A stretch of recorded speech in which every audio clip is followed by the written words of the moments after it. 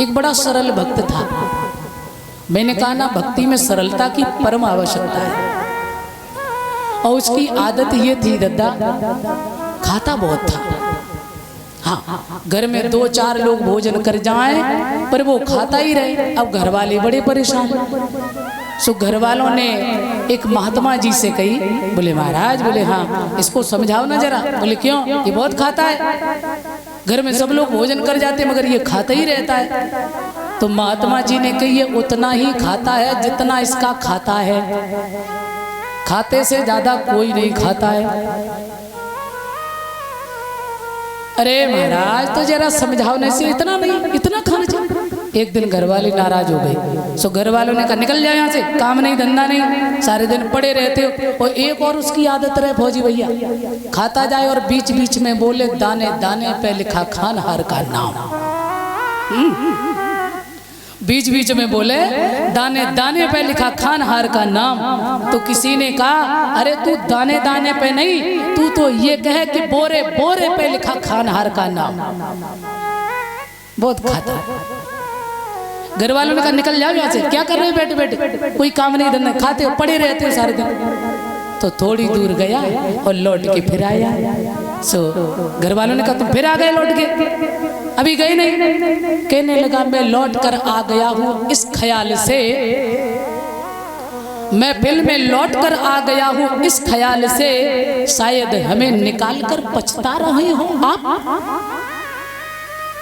घर वाले बोले कोई नहीं पछता रहा, तुम तो जाओ। सो गया, एक आश्रम के किनारे पहुंचा। माँ एक भगत जी बैठे हुए थे, खूब बढ़िया खबे पे। सुबह ने दूर से ही देखो जैसे ही, तो उनसे पूछने लगा आपका महंत जी हो यहाँ के? बोले ना ना ना, हम महंत जी नहीं है, अभी महंत जी तो अंदर हैं। अच्छा तो तुम चेला हो? बोले हाँ। तो उसने मन में सोचा ना जरूर बढ़िया खावे को मिल तो होएगा, ताई से जे ठीक है चेला, तब जब चेला इतना ठीक तो गुरु जी और ठीक होएंगे। भैया जब गुरुजी निकले तो चरणों में गिर के प्रणाम किया, महाराज जी हमें रख लियो आश्रम में तो? हाँ बोले रह जाओ, आश्रम का मतलब ही क्या है, जो आए उसे आश्रय मिले वही तो आश्रम है, रह जाओ। तो महाराज जी बताओ पहले करने का पड़ेगा, का काम करने पड़ेगा? महात्मा जी ने कहा कुछ भी नहीं, सुबह शाम भगवान जी की आरती होती है, सो प्रेम से आरती करो, भोजन करो। तो महाराज जी पंगत कितनी होती है? खाने का ज्यादा शौकीन था। पंगत कितनी होती? महाराज जी ने कहा 3 पंगत होती है, सुबह दोपहर और शाम। तो बोला महाराज जी हम तीनों पंगत में बैठ रहे हैं, कोई हर्ज है क्या? महाराज जी ने कहा हर्ज तो नहीं, पर इतना खाते हो? बोले सब आपको आशीर्वाद है। महात्मा जी ने कही चल भैया तू जैसे रहो। अब धीरे धीरे बना रहा, उसे क्या पता कि ना भी मुसीबत आएगी। एक दिन पड़ी एकादशी, सब आश्रम में चूल्हा ठंडे पड़े। पूछने लगा भैया आज कहा था भोजन नहीं बनना का? अरे आज तो बता नहीं भूल गए, आज तो एकादशी है, आज ना भोजन बनेगा ना मिलेगा किसी को। तो गुरुजी के पास गया, गुरुजी हमको भी नहीं मिलेगा। गुरुजी बोले हाँ तुमको भी नहीं मिलेगा, आज एकादशी है, बनेगा ही नहीं। गुरुजी सब पे एकादशी करा ली, अगर हम पे एकादशी कराई तो हमें द्वादशी देखने को नहीं मिलेगी। हे भगवान। गुरुजी ने कहा बड़ी मुसीबत। अच्छा ये बताओ बना लोगे? बोले हाँ हाँ बिल्कुल क्यों नहीं, बना लेंगे। अरे मरता क्या नहीं करता।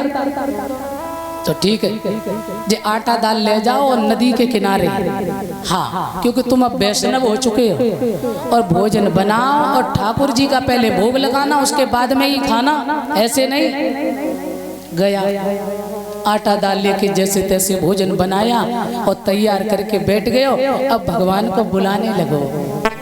अब उसे ये पता नहीं था कि भगवान खाने आते हैं या भोग लगाया जाता है केवल।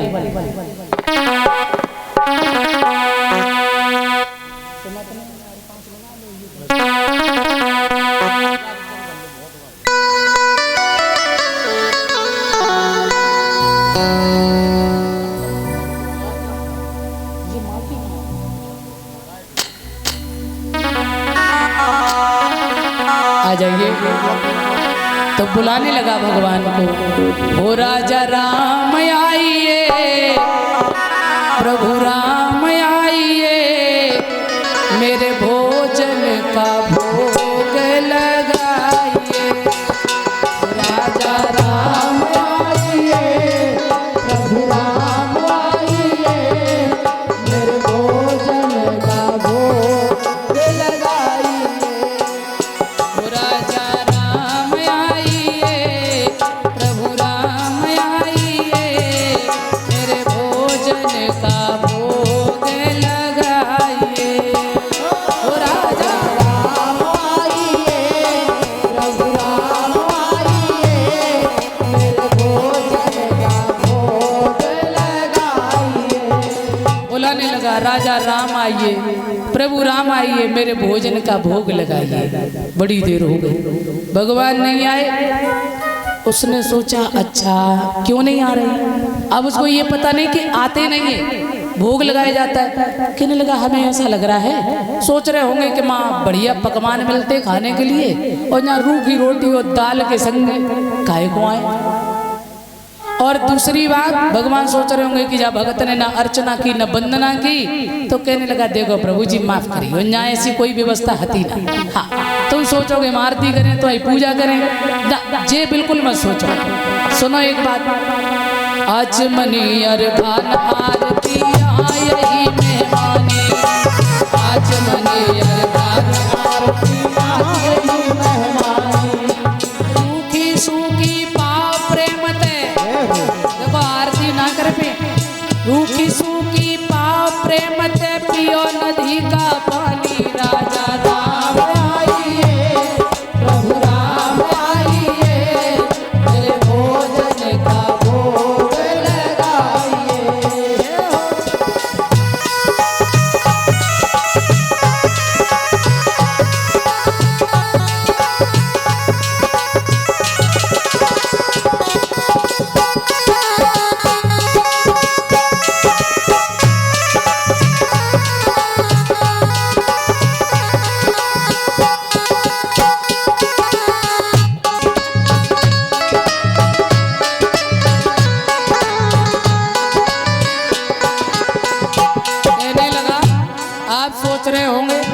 कि हम आरती करेंगे तुम्हारी, अगरबत्ती लगाएंगे, धूप बत्ती लगाएंगे। भैया माफ करो, यहाँ कोई व्यवस्था नहीं। हाँ और सुनो ज्यादा देर मत करो, हमें बड़ी जोर से भूख लगी, जल्दी आ। अब बड़ी देर हो गई, सोचने लगा अच्छा इसलिए नहीं आ रहे हो कि यहाँ रूखी टिक्कर और नदी का पानी काहे को खाए काहे पिए, हम मंदिर में 56 भोग मिलेंगे। कहने लगा इस चक्कर में बिल्कुल मत रहना। हाँ क्यों? अरे भूल करोगे यदि तज दोगे भोजन रूखे सूखे, भूल करोगे भोजन रूखे सूखे। आए जाओ और जल्दी खाए ले। खाए बोले इस चक्कर में मत रहना कि आज मंदिर में लड़ुओं को भोग मिले, बिल्कुल ना है। अरे भूल करोगे यदि तज दोगे भोजन रूखे सूखे, अरे भूल करोगे यदि तज दोगे भोजन रूखे सूखे।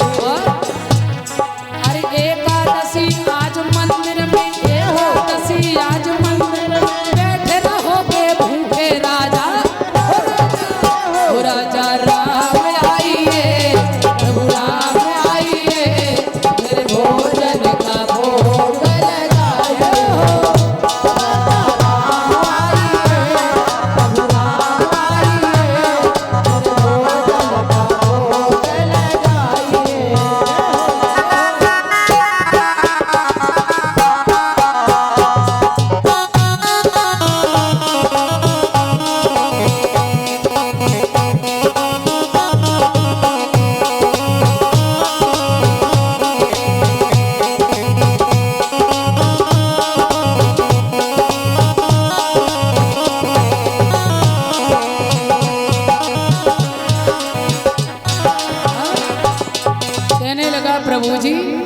देखो पूड़ी और कचौड़ी भगवान सेवक ने न बनाई और मिठाई बिल्कुल ना है भोग में। तुम सोच रहे कि हम बढ़िया पेड़ न को भोग लगाए, भूल जाओ। और तुम जा चक्कर में रहे कि मंदिर में खाएंगे बढ़िया भोग, लड्डू न को पेड़ न को बर्फी को, आहा इस चक्कर में मत रहना। क्यों? बोले मंदिर के मारे हुए तो हम ही आए, जो एकादशी है, जो आ जाओ खाए ले जल्दी। ध्यान देना, भगवान नहीं आए। अब वो कहने लगा प्रभु बड़ी जोर से भूख लगी, देखो तुम नहीं आओ तब तक हम खाएंगे नहीं। आहा, भगवान उसकी सरलता पर प्रसन्न हो गए। और जब भगवान सरलता पर प्रसन्न हो गए तो भगवान, हाँ ये 501 रुपये ब्रजेंद्र भैया घासीपुरा भैया की तरफ से सम्मान है। और ये बहन जी भी सम्मान कर रही माला डाल के, और अभी भाभी भी सम्मान करके गई। सदा आगे बढ़े, भगवान से कामना है।